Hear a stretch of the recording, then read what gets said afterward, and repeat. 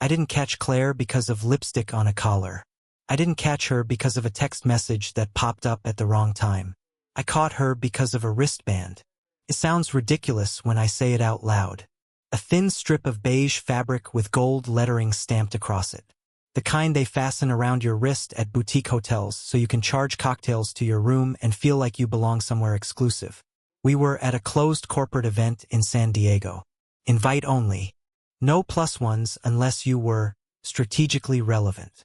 Claire had made sure to emphasize that phrase when she told me I could attend. Strategically relevant. The ballroom overlooked the harbor. Low amber lighting. Polished marble floors. Waiters gliding around with trays of champagne like they were part of the decor. Everyone spoke in careful tones, not too loud, not too honest. It was the kind of room where ambition hung in the air thicker than perfume. Claire thrived in that atmosphere. She was radiant that night. Navy silk dress, tailored perfectly. Hair swept back to expose her jawline. Subtle gold earrings. Confident smile. Her laugh carried just enough to signal importance without appearing desperate. I remember standing beside her while she spoke with a regional VP. She rested her hand lightly on his forearm when she laughed. Not inappropriate, just calculated. Claire had mastered that balance. And that's when I saw it. The wristband. Hotel Belmonte, Santa Barbara. My eyes didn't widen. My breathing didn't change. I just noticed it. 3 weeks earlier, Claire had told me she'd be in Santa Barbara for a 2-day internal leadership training. Mandatory. High potential track development, she called it. She'd even texted me a photo of a conference room. Gray chairs, projector screen, branded folders neatly stacked. But when she came home from that trip, she hadn't been wearing a wristband. And this wasn't old. It was fresh, snug around her wrist. The edges still crisp. No fraying. The adhesive seal clean and intact. This wasn't something dug out of a drawer. It was current. She followed my gaze for half a second, just enough to register that I'd seen it. Then subtly adjusted her blazer sleeve downward. Too subtle. That tiny motion hit harder than the wristband itself. Because if it meant nothing, she wouldn't have hidden it. The rest of the evening felt staged. She kept drifting away into conversations that didn't require her to leave my side. She introduced me twice as my husband, Mark. But there was something different in her tone. Detached. Like I was part of her resume, not her life. When someone asked how she'd accelerated so quickly into senior management, she smiled modestly and said, "I've just worked really hard." That was true. But I had quietly funded her MBA 3 years earlier. I'd refinanced part of our home to make it possible. I'd picked up extra consulting contracts so she could focus on school. She didn't mention any of that. I told myself that was fine. It wasn't about credit. But combined with the wristband, it felt like erasure. We drove home mostly in silence. She was on her phone, responding to messages, thumbs moving fast. I watched the freeway light streak across the windshield and replayed the image of that band around her wrist. When we got home, she kicked off her heels and headed straight to the kitchen for wine. Normal routine. Controlled movements. No sign of anxiety. I leaned against the counter, keeping my voice level. "Hey, random question." She hummed absent-mindedly. "Why were you wearing a Hotel Belmonte wristband tonight?" The pause was microscopic. But it existed. She didn't turn around immediately. She poured the wine first. Then she faced me with a small laugh. "Oh my God, are you serious?" I didn't smile. "Yeah, just curious." She set the bottle down slowly. "Do you know how exhausting it is?" she began. "To feel like you're constantly being examined?" I blinked. "I'm not examining you. It feels like you are," she shot back. "Every time something good happens in my career, you get weird." That wasn't the conversation I thought we were having. I asked about a wristband. "And I'm telling you this isn't about a wristband," she said, crossing her arms. "This is about you being uncomfortable with how fast I'm growing." Growing. The word sounded pre-selected. "You're jealous," she continued. "You don't even realize it. But you are. Jealous." The accusation landed heavy. "I'm not jealous," I said calmly. I just noticed something that didn't line up. Didn't line up? She scoffed. I attend events. I network. That's what ambitious professionals do. You can't police every detail. Police. Now I was controlling. She took a sip of wine, eyes steady on mine. You think I'd risk everything for some hotel stay? That's honestly insulting. I hadn't accused her of anything. I didn't say you risked anything, I replied. I asked a question. And I answered the real one, she said sharply. You don't trust me. There it was. Trust. The ultimate weapon in marriage arguments. I trust you, I said, though suddenly I wasn't sure what that meant anymore. Then act like it, she replied. Because this constant suspicion? It's suffocating.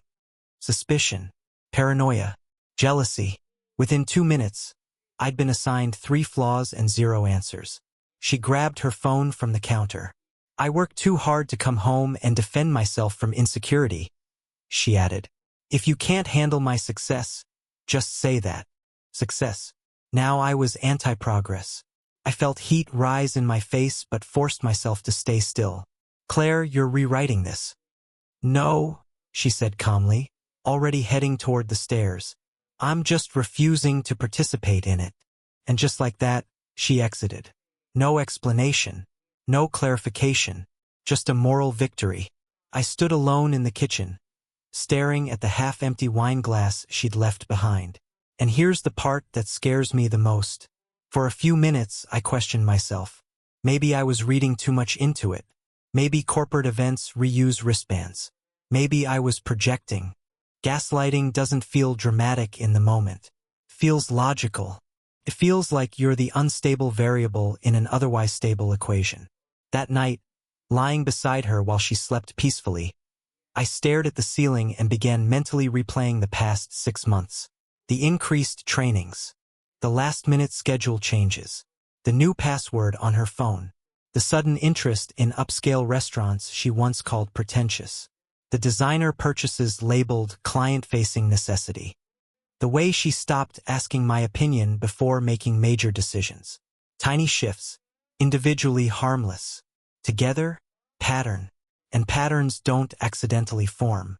At 2:13 a.m., I turned slightly and looked at her. She was on her side, breathing evenly, completely at rest. I wasn't, because something fundamental had moved inside me. Not rage, not heartbreak, awareness. For the first time in 10 years of marriage, I had a quiet, steady thought that wouldn't leave. I wasn't competing with her career. I was competing with someone else. And the wristband wasn't a mistake. It was a leak in a story that was starting to fall apart. The next morning, Claire acted like nothing had happened. That might have been the most disturbing part. She moved through the kitchen with her usual efficiency. Coffee brewing, laptop open, emails already firing off before 7 a.m. She wore one of her tailored blazers, hair sleek, expression composed. If there was tension in the house, she wasn't carrying it. Big call at 9, she said casually while scrolling through her phone. We might be expanding into L.A. I studied her face for signs of strain, guilt, irritation, something, nothing. You heading into the office? I asked. Of course, she replied, distracted. I can't exactly lead from the couch. There it was again, that subtle hierarchy in her tone. As if I were the one stationary while she ascended. I nodded and said nothing more. But internally, something had shifted from suspicion to observation. I stopped reacting. I started collecting. Over the next few days, I didn't confront her. I didn't bring up the wristband again. I let her relax. Let her believe she'd successfully reframed the situation. And that's when I began replaying the last 6 months with new eyes. The first training trip had happened in early spring. 2 nights in Santa Barbara. She'd packed lighter than usual just to carry on. When she came home, she was energized. Different. Not tired like someone who'd spent 2 days in conference sessions. More like someone who'd been somewhere stimulating. At the time, I'd thought it was ambition. Now I wondered. Then there were the late nights. They hadn't started abruptly. They'd phased in gradually. First once a week. then twice. Executive dinners. Client retention. Team strategy. She used corporate language even at home now. One night she came back past midnight smelling like expensive cologne. Not mine. Not something subtle. Something layered and masculine. When I asked, she said the restaurant had been crowded. I'd accepted that answer. Why wouldn't I? There were also the passwords. We'd never had secrets with our devices. Not in a controlling way, just in a comfortable way. If one of us needed to grab the other's phone to look something up, it wasn't an issue. Then one evening, I picked up her phone to check a recipe she'd saved. "Don't," she said sharply from across the room. I froze. She recovered quickly. "Sorry.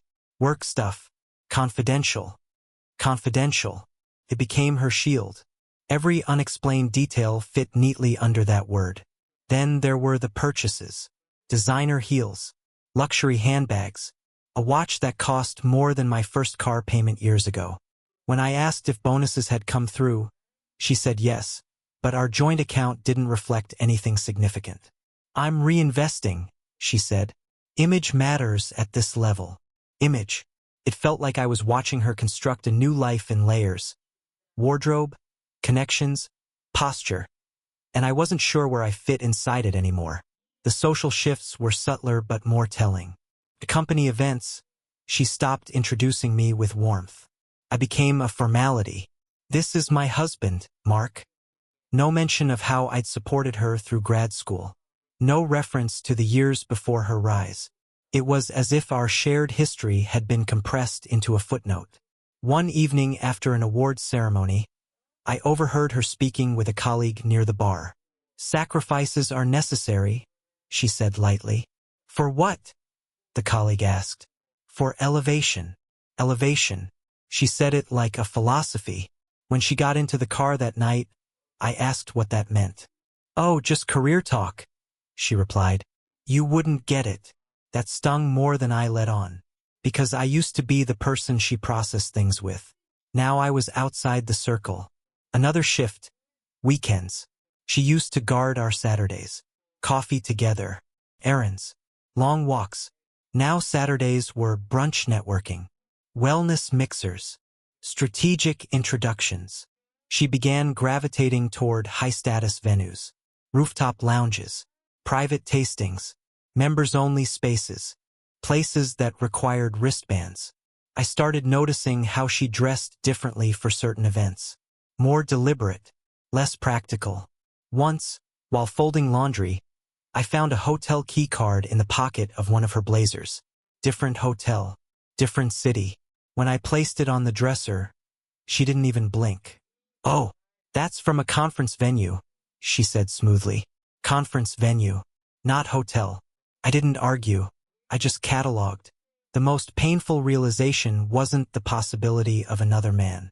It was how seamlessly she was living two narratives. At home, she played exhausted executive navigating pressure. Outside, she appeared energized, ambitious, alive. And the energy gap was widening. Conversations with me became transactional. "Did you pay the contractor? Can you pick up Amy's tuition statement? I'll be late."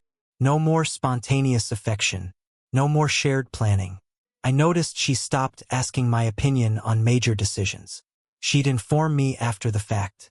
"I've agreed to lead the expansion committee. I'm mentoring a senior partner now. I might need to relocate temporarily if this goes through." Relocate. That word lingered. Relocate where? For how long? And with whom? The final behavioral shift was emotional distancing. She no longer fought with me over small things. At first, that sounds healthy. It wasn't. It was indifference. Arguments require investment. She began conserving hers. If I disagreed with something, she'd shrug. "Do whatever you think." If I tried to initiate deeper conversation, she'd glance at her phone mid-sentence. One night, I asked her directly, "Are we okay?" She looked almost confused by the question. "Of course," she said. "Why wouldn't we be? Why wouldn't we be? Because marriages don't cool gradually without cause. Because ambition doesn't replace intimacy unless something else fills the gap. Because wristbands don't appear by accident. By the end of that week, I wasn't doubting my instincts anymore. I was mapping timelines.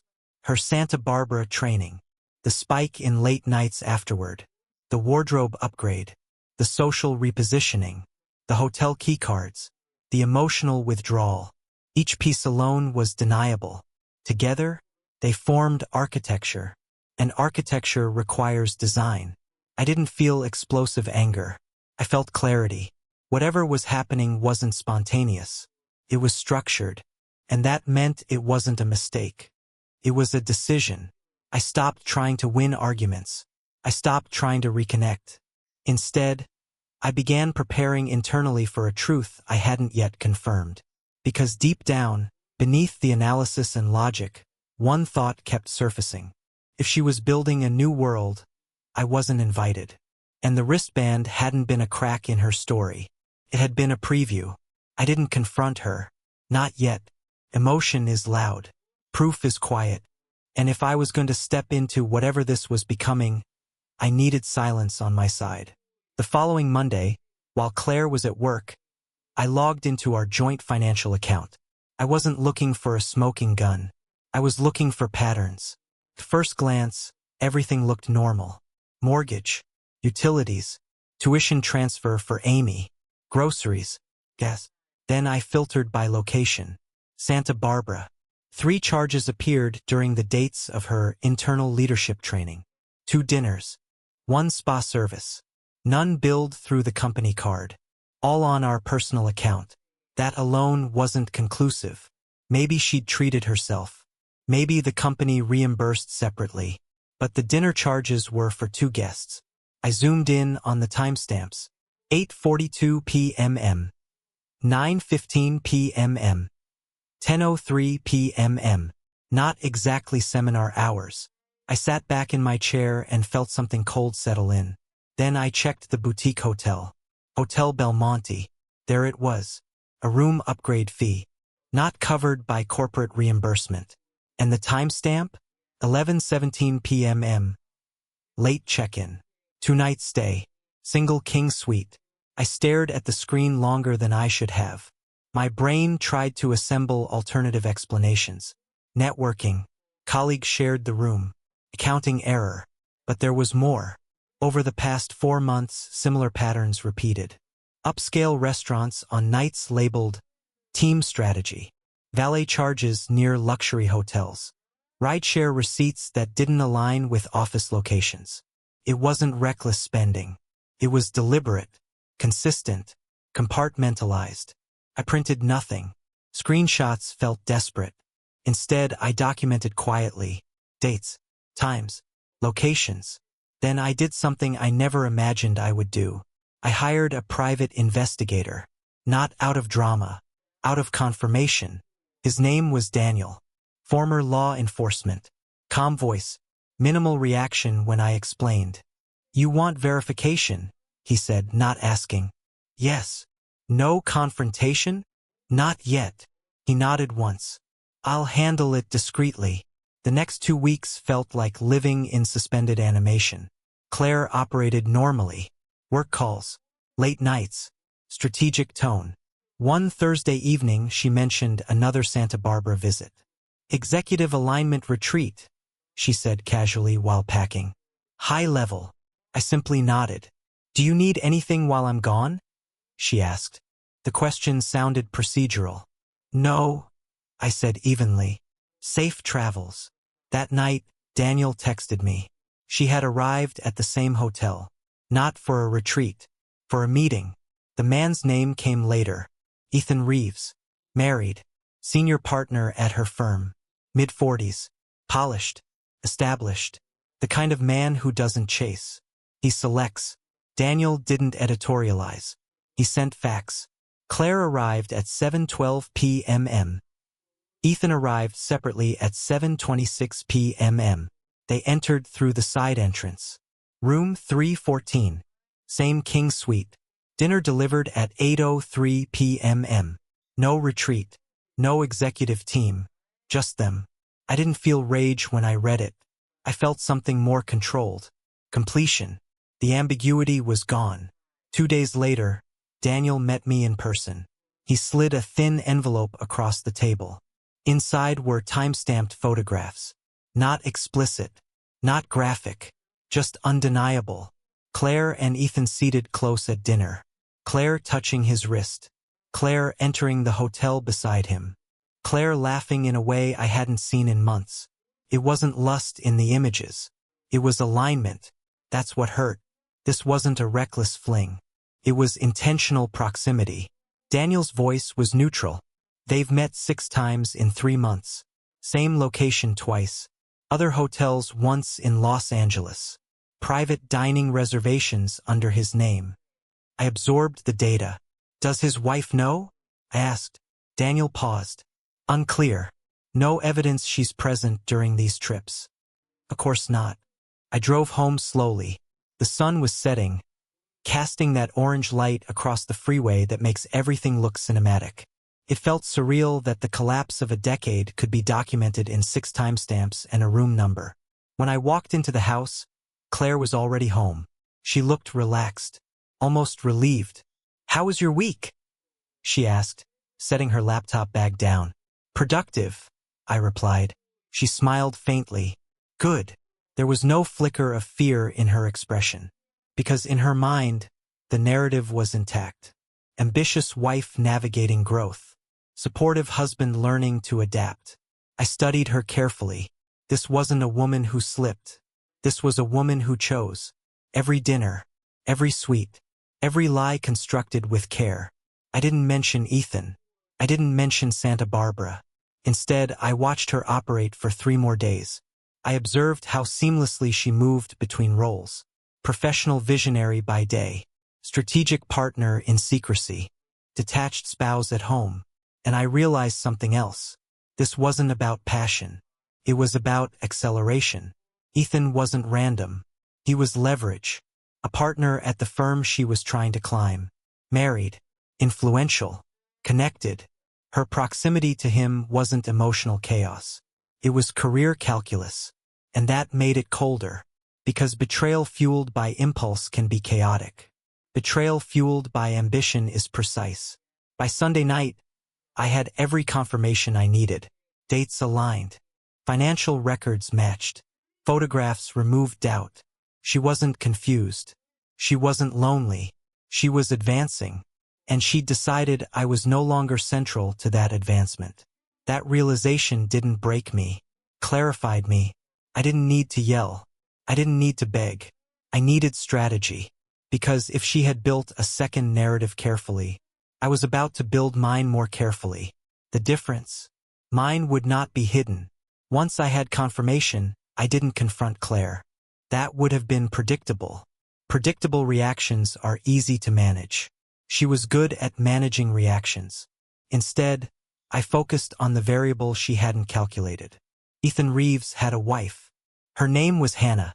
Daniel provided minimal background. Married 12 years. No public scandals. 2 children. Active in charity boards. Frequently photographed at firm-sponsored events. Publicly, they were stable. Privately, he was checking into boutique hotel suites with my wife. I stared at Hannah's photo longer than I expected to. She didn't look naive. She looked composed. Intelligent. The kind of woman who understood optics. I debated for 3 days before reaching out. Not because I was unsure. Because timing mattered. Finally, on a Wednesday afternoon, I sent a brief, neutral message. "Hello, Hannah. My name is Mark. I believe we have reason to discuss a matter involving Claire and Ethan. I'm not reaching out impulsively. I have documentation. If you're willing, I'd prefer to speak privately. No accusations. No emotion. Just facts." She responded that evening. When? Not why. Not what this was about. Just when. We met 2 days later at a quiet cafe halfway between our neighborhoods. She arrived 5 minutes early. No theatrics. No sunglasses hiding tears. No visible panic. Just controlled tension. "Mark," she said calmly, extending her hand. "Hannah." We sat. For a moment, neither of us spoke. Then she said something that confirmed everything. "I suspected. Not, I don't understand. Not this must be a mistake. I suspected. I slid a thin folder across the table. Not dramatic, just structured. Financial timelines, dates, hotel confirmations, photographs. She didn't gasp. She didn't cry. She flipped through each page with steady fingers. At one photo, Claire and Ethan seated too close at dinner, her jaw tightened slightly. That's the Belmonte, she said quietly. You've been there? I asked. For charity functions. Of course. A shared world. She closed the folder carefully. How long? She asked. 3 months confirmed. Possibly longer. She nodded once. I noticed changes around that timeline, she admitted. Late meetings. Increased client travel. He became protective of his phone. The parallels were almost clinical. 2 households. Same behavioral shifts. Same rehearsed explanations. Same compartmentalized language. What are you planning to do? She asked. The question wasn't emotional. It was strategic. I don't plan to create a public spectacle, I replied. But I won't remain background either. She studied me for a moment. Neither will I. That was the moment the alliance formed. Not fueled by revenge. Fueled by clarity. We didn't need to destroy them loudly. We needed to expose the truth precisely. Hannah informed me of something useful. There was a major charity gala in Los Angeles the following month. High profile. Board members. Senior partners. Media presence. Claire and Ethan were both scheduled to attend. Together. Publicly. As representatives of the firm. They've been positioning themselves as a strong executive pairing, Hannah said evenly. Executive pairing. That phrasing carried weight. This wasn't just an affair. It was narrative construction. The image of a rising star mentored by an influential partner. Optics of alignment. Professional chemistry framed as leadership synergy. And both of us, the spouses, were absent from that narrative. Until now. Over the next 3 weeks, Hannah and I compared timelines quietly. Cross-referenced travel. Verified overlapping absences. Mapped hotel stays against firm events. It became clear this wasn't spontaneous. It was coordinated. Every retreat aligned with board sessions. Every overnight stay coincided with strategic meetings. The relationship wasn't reckless. It was integrated. And integration leaves trails. Meanwhile, Claire remained unaware. She discussed the upcoming gala with careful enthusiasm. It's a big opportunity, she said one evening while reviewing outfits. Media will be there. Investors too. Sounds important, I replied evenly. It is, she confirmed. Visibility matters at this level. Visibility. I almost smiled at the irony. The night before the gala, Hannah and I finalized our approach. No shouting. No confrontation in hallways. No public humiliation. Just presence. Undeniable presence. Claire arrived in Los Angeles early that afternoon. She'd selected a silver gown. Elegant. Controlled glamour. You're not coming, right? She asked casually while adjusting her earrings. I wasn't planning to, I replied. She nodded, satisfied. That evening, Hannah and I arrived together. Not hidden. Not subtle. Official guests. She had every right to attend as Ethan's wife.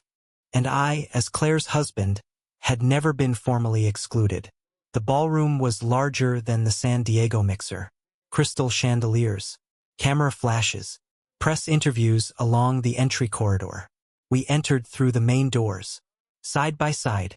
I spotted Claire across the room almost immediately. She was standing with Ethan near a sponsor display. Their posture close. Professional but familiar. She was mid-sentence when her eyes lifted. And froze. Not shock.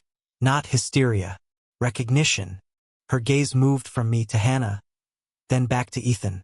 Ethan followed her line of sight. His composure fractured faster.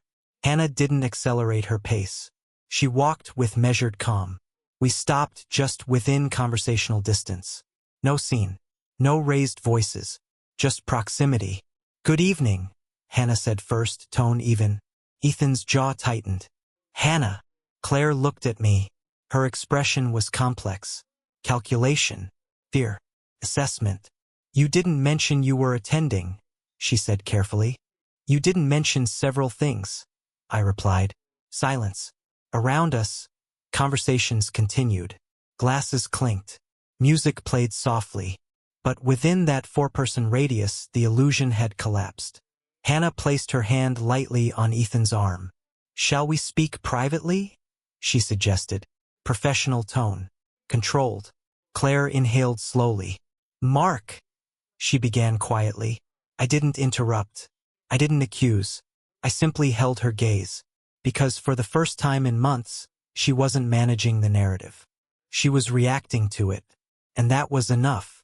The gala didn't explode. That's what made it powerful. There was no shouting. No accusations echoing beneath chandeliers. No dramatic exits captured by cameras. Just exposure. And exposure spreads quietly in rooms built on reputation.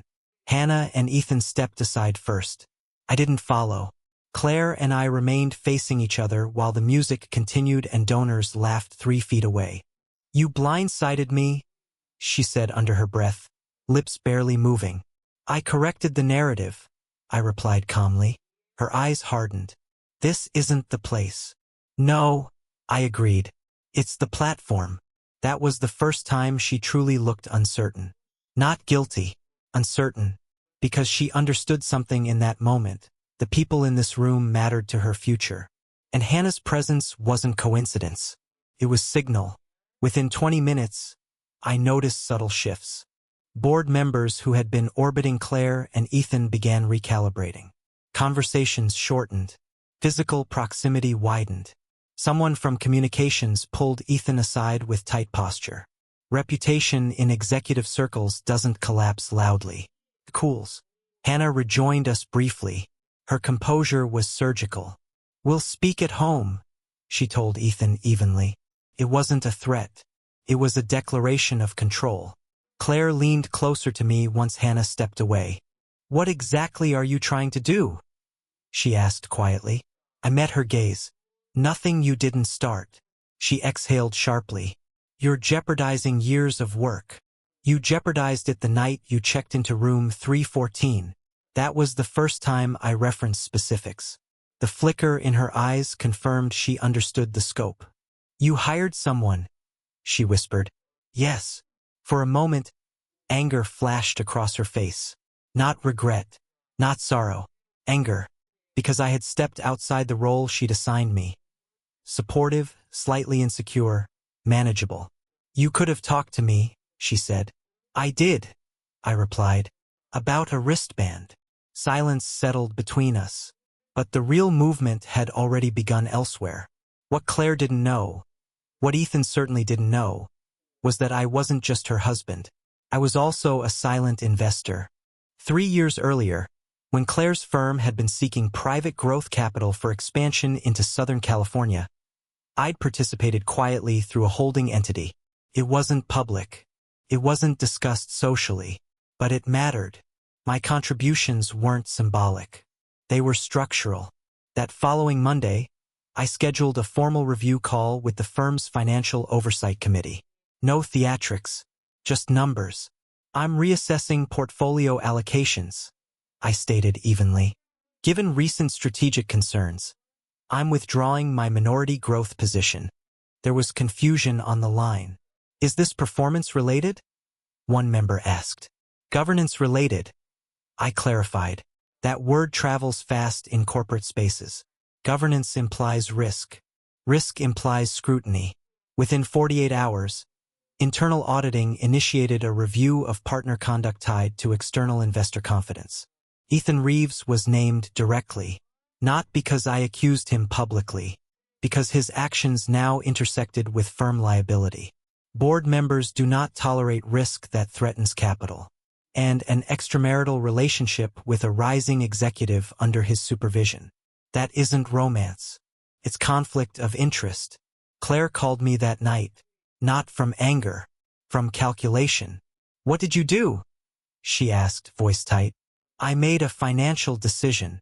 You triggered a review, she said. They've frozen 2 projects. I withdrew my investment. I corrected. The rest is response.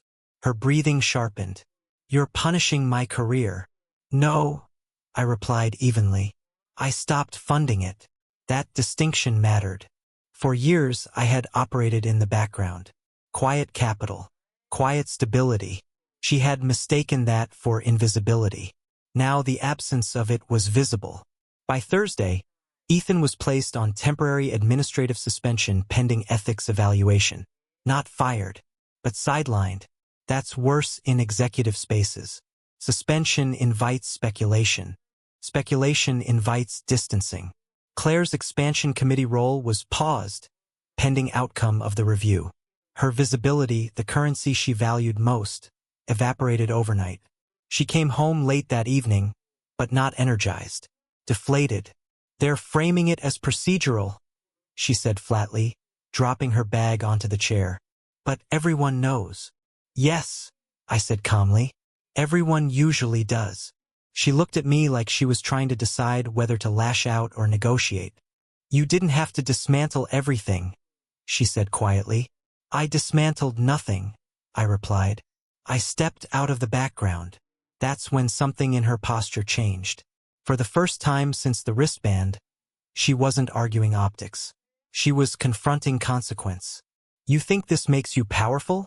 She asked. No, I answered. It makes me present. The firm moved quickly after that. External PR consultants engaged. Internal compliance reviews expanded. Board members met privately with senior executives. Ethan's name began disappearing from public materials. Claire was asked to provide documentation regarding professional boundaries during travel. Travel logs don't lie. Neither do hotel invoices. At home, the silence grew heavier. Not because we were screaming, because there was nothing left to debate. The illusion she had constructed of seamless assent, strategic partnership, controlled narrative had fractured. Not through scandal, through withdrawal, capital, presence, documentation, all things she had underestimated. One evening, she stood in the doorway of the living room and said something that surprised me. You didn't ruin me, she said quietly. You exposed timing. I looked up. What does that mean? It means, she replied, voice steadier than before. I wasn't finished building what I started. There it was. Not remorse. Interruption. And in that moment I understood something clearly. Claire hadn't seen the affair as betrayal. She had seen it as transition. Ethan was leverage. The firm was trajectory. I was legacy. And legacy in her mind was negotiable. By the end of the month, Ethan's suspension became indefinite. Claire's promotion track was formally under review. Investors restructured oversight committees. My capital had already been reallocated elsewhere. Quietly, precisely. I didn't seek public destruction. I sought correction. And correction, when applied at structural levels, doesn't shout. It shifts foundations. The professional structure Claire had climbed so carefully didn't collapse overnight. It cooled. And cooling in competitive spaces is fatal. She had built her rise on alignment. Now she stood alone in it. Amy found out the way most adult children do, not through drama but through tension. She came home from campus one weekend and immediately sensed the shift. Claire was quieter. I was calmer than usual. Distance filled the spaces where routine used to live. When Claire mentioned temporary restructuring at work, Amy asked questions. Real ones. Tuition. The condo fund. The lifestyle she assumed came from her mother's executive rise. I showed her the trust statements. I didn't weaponize it. I clarified it.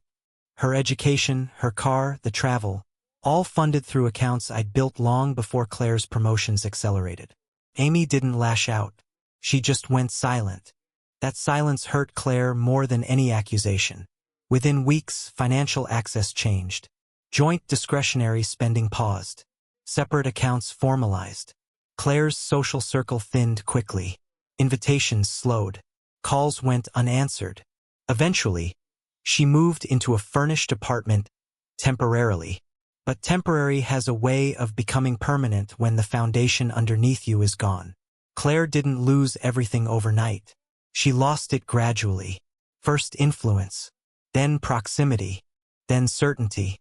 Her position at the firm dissolved under mutual restructuring. Ethan resigned quietly. The firm moved on. They always do. There was no public spectacle, no viral scandal, just absence. I didn't celebrate. I recalibrated. For years, I had lived inside her narrative. Supportive husband, silent capital, emotional stability in the background. I stepped out of that role. I rebuilt routines on my terms. Reconnected with people I'd sidelined. Invested where my name, not hers, carried weight. Claire reached out a few times. Not angrily. Not romantically. Just uncertain. I kept it civil. Clear. Closed. The revenge wasn't destruction. It was refusal. Refusal to be minimized. Refusal to be rewritten. Refusal to fund a story that erased me. In the end, I didn't take her down. I simply stopped holding her up. And that made all the difference.